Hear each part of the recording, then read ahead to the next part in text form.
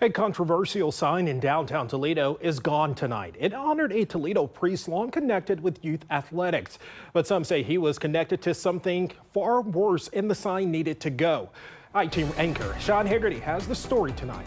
Yeah, Gerald, for anyone that's come to a Hens game in downtown Toledo since they moved downtown, you've probably walked past the Msgr Jerome Schmit sign. It's on North St. Clair. Maybe you never even noticed it, but tonight it is gone after years of work by several groups. St. Clair Street in downtown Toledo no longer bears the name of Msgr Jerome Schmit. The push to bring it down came mainly from the survivors network of those abused by priests.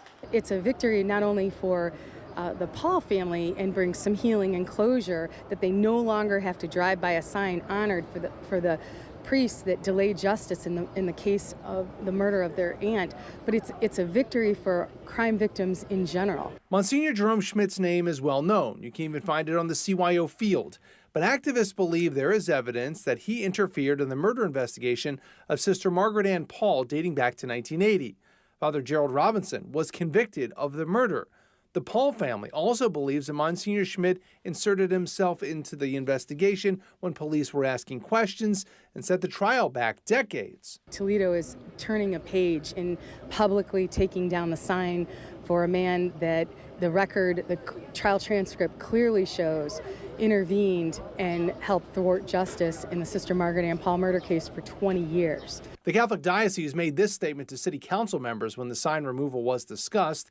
It said in part, the Diocese of Toledo continues to recognize Msgr Jerome Schmit as an honored Toledo citizen whose contributions to this community remain significant. There has been no credible investigation or authoritative finding that Msgr Schmit engaged in illegal or otherwise inappropriate actions. The accomplishments and service for which he was originally recognized have not changed. Council still decided to have the sign removed. And we've always had the evidence. We've always had the truth. We just couldn't get traction or momentum. We went to 6 different mayor administrations trying to get this sign down.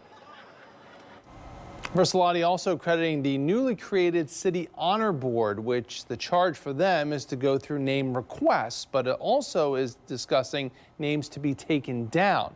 They recommended to city council members that the sign be removed. Gerald.